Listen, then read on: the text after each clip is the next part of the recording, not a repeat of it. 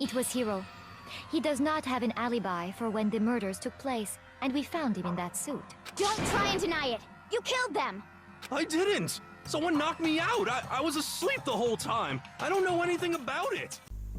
So, the Ishimaru case trial. Right, okay, let's see. The evidence. So the evidence pertaining to the case this time is totally not a decoy Justice Hammers 1 through 5. A robot suit that my 8-year-old brother could make, and lots of paper with writing on it. Also, handwriting provided by the homeless bum himself, Hagakure, and other useless things that, like, you know, alter ego and all that jazz. Now, the one being blamed for this trial is Hagakure. Yeah, the 20% dude. Oh, you know, the one found in the robo suit that he couldn't get out of himself, you know, unconscious in a locker. And, you know, people easily forget that just days ago he was going crazy thinking that none of this was even happening in the first place. So to go from being naive and stupid to killing 2 people is quite the stretch. To be honest though, I do love the trial and the not so obvious killer. Let me explain. So obviously there are spoilers. So huge spoilers if you've not played Danganronpa 1 and you do not want to know who the killer is in the first trial, then don't watch obviously. So you can leave. Right, okay. So have I got everyone else's attention? Awesome. So basically we're going to talk about Celestia Ludenberg, obviously. Let's talk about her, shall we? So at the beginning of this chapter, it's obvious that she starts acting, well, strange, and normally I would say that she has, like, a bowel problem, but she's made it obvious who, she made it so obvious who the killer was at the very beginning of the chapter, so. But it's okay, because our boy Naegi is ready to laser her. Obviously, I'm not going to go into minute detail of the case, so I'm missing out, obviously, the part about Hagakure writing a note, and that's how they figured out it wasn't him, so that much is obvious. I just purely want to talk about Celestia Ludenberg and everything that's going on. So, now that you know the basics, and you've had time to refresh, I'm going to talk about Hifumi's involvement in the case. So, in the most basic way possible, Celeste steals alter ego and is basically like, oh, Ishimaru stole alter ego, also he's an asshole and he was mean to me, do something about it.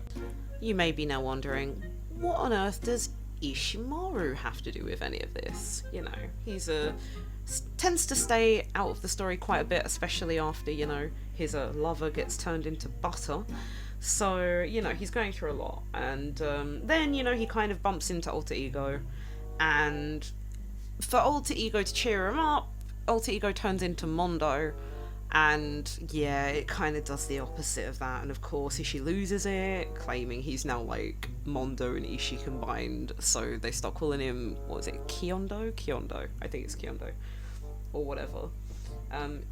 He's now obviously obsessed with Alter Ego, and with Hifumi wanting it as some kind of weird dating AI thing, they obviously fight about it, and that's why Celeste thought, oh okay, well obviously they're arguing over this piece of machinery, so I'm just going to steal it, say that Kiyotaka took it, and then Hifumi's going to want to kill him.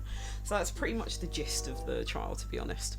For some reason though, that was enough to convince Hifumi to murder Ishimaru. I'm still confused about that, but it made him come to the obvious conclusion that he needed to throw hands, so to speak. Also, Hifumi, stop pretending to be dead. Just stop. Oh, he's actually dead now. Oops. And so is Ishi. Wonderful. This class trial would have been better if it wasn't made so obvious who the killer was, but what can you do? Obviously, you pick Celeste and she is executed, which she was way too okay with, in my opinion. But we'll never forget Ishi, and his loud voice, and thing for Mondo. Oh, and the breakfast meeting things. R.I.P. Ishi, will miss you. You too, Hifumi, will miss you too. Wait. It is kind of weird though. Celeste trying to blame Hagakure is kind of like Sakura dying and Hina being the murderer. Oh. Oops. Now you may be saying, MizzCrow, why did Celeste do this? And that is a very valid question, and I'm going to tell you one thing that you need to know about Celeste, a very important thing, is that she likes money. She loves money. She will do anything for money. And the reason that she decided to off 2 people was simply because she wanted to live in a castle and get waited on hand and foot. That was her motive. That's what she wanted to do with her life. So you know what? Fine, but that was probably one of the most disappointing motives for Celeste to have, is just she wanted a fancy castle, so she thought, hell, you know, bye Hifumi, bye Ishi, you know, peace out. Oh, and the whole reveal that Celeste wasn't her actual name kind of got me on a spiritual level, you know, especially knowing that she kind of shared a name with your boy Hagakure. So, you know, I thought that was pretty funny. At least something good came out of the case, if nothing else. Also, kind of sad that we didn't really hear much from Ishi after Ishi went a bit crazy and changed to Kionda, right? So he goes a bit crazy, turns into Kionda, then we never hear from him again, really, until he dies. Like, hello? Like, I know my friends, or one of my friends in particular, is a diehard Ishimaru fan, and she probably feels that he's been disrespected in so many ways, so this goes out to you, you know who you are. Now I'm going to play the last bit of the class trial so you guys can get a glimpse of everything that happened with the closing statement and obviously the execution, and I hope that you enjoy it. The adults are talking now. Sorry. As he said, only Celeste and Hifumi ever laid eyes on the costumed individual. If we accept that Hifumi was one of the culprits, we can't help but suspect what Celeste has said as well. Are you saying everything they told us was a lie? Well, if Celeste and Hifumi were working together, all those chance events suddenly become connected. And on top of that piercing cry of yours early on. Celeste, you were the first one to say he'd been murdered. You wanted to make sure we wouldn't have any doubt in our minds. I don't believe it. Everything.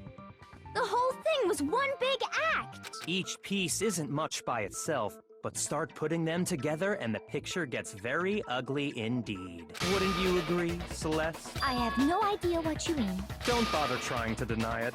You made one fatal mistake. Oh, did I? I didn't even catch it myself when you first said it, but looking back, I can say that one little slip-up was your undoing. I'm talking about what you said after Hifumi's body disappeared and we returned to the nurse's office. All I said was, they must really be enjoying the sight of us. They must be positive. We are all going to die here. We are going to die. No, that's wrong.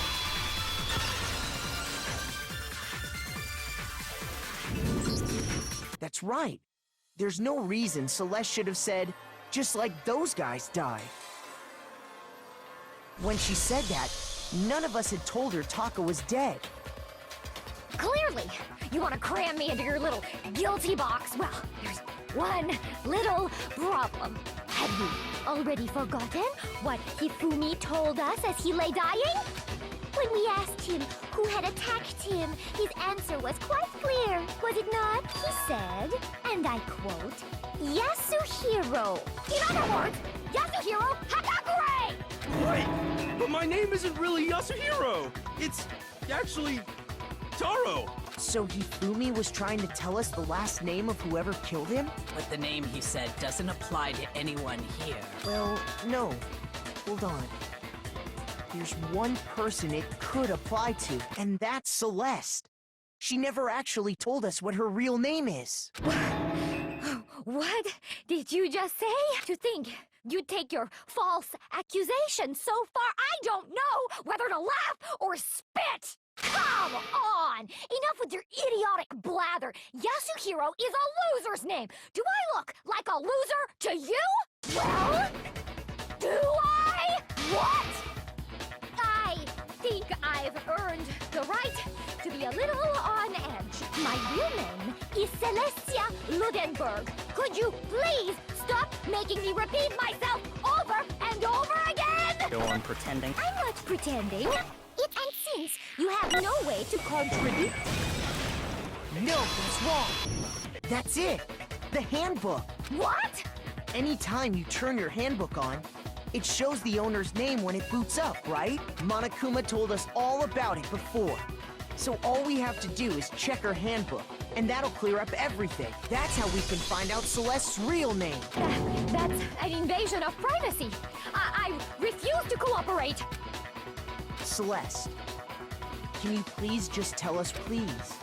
Just tell us. Even when I'm put in check, it's just my nature not to give up. Because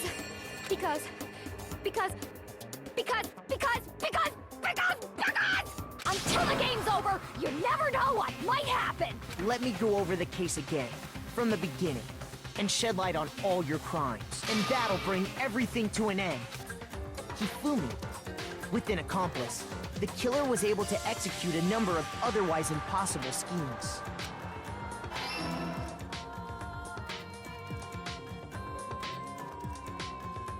First, they convinced someone to meet them in the rec room last night at 1 in the morning.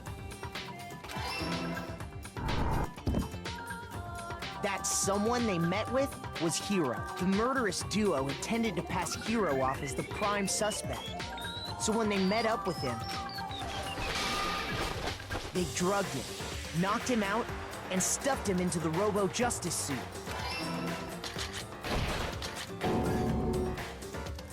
Next, Hifumi positioned himself to make it look like Robo-Justice was attacking him, while the killer used a digital camera to take pictures of the assault. They did all this just to create evidence that would put the suspicion on Hiro. When they were done with him, they shoved him, still unconscious, into the pool room locker. And then finally, at 6 a.m., they moved into the murder phase of their plan. They called Taka to the equipment room.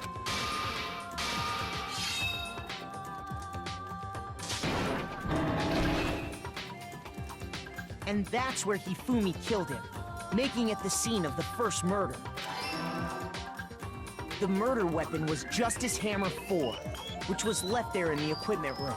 The reason Hammer number 4 was used was to create confusion about the order of the crimes. So, next they falsified 2 more assault incidents.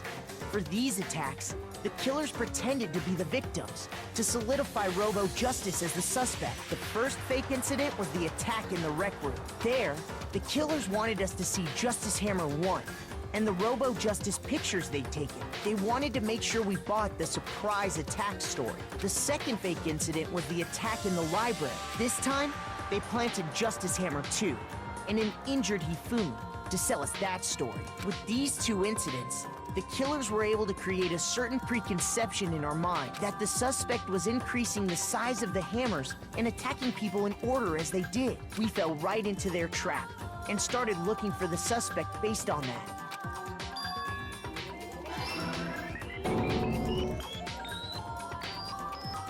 While we did that, we left Hifumi alone in the nurse's office. This was exactly what Hifumi was hoping for. He took a blood packet from the refrigerator and Justice Hammer 3 and turned the room into a crime scene in which he himself had apparently been brutally murdered.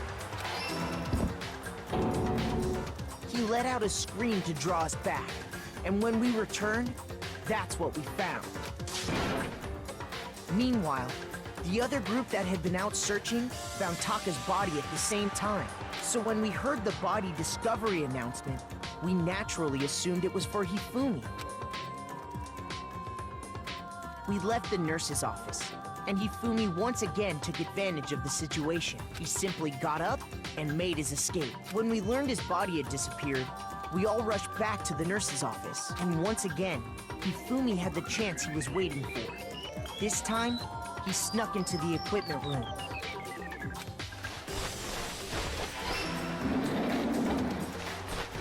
He wrapped Taka's body in a tarp and use the dolly to move it all the way down to the repository. That explains how each of the bodies disappeared. But even Hifumi didn't know what the true killer had in mind for their final act. Their plan all along was to kill Hifumi and get rid of the one person who could betray them. And they did it using an ordinary, everyday hammer from the repository. That should cover everything that happened in this case. And the villain behind it all is...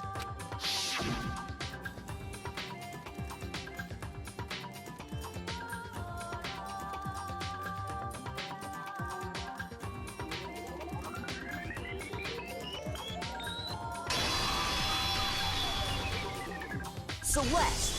Sorry, you lose. I lost? When was the last time I was forced to utter such words? They hang heavy around my neck. Then you admit it? You're the killer? Listen to you, trying to take charge, as if you're my private instructor. I, Celestia Ludenberg. Actually, no, Taiko Yasuhiro is fine. Taiko? So, you finally accepted it. I'm the kind of person, once I've lost, I don't like things to drag on. Interesting.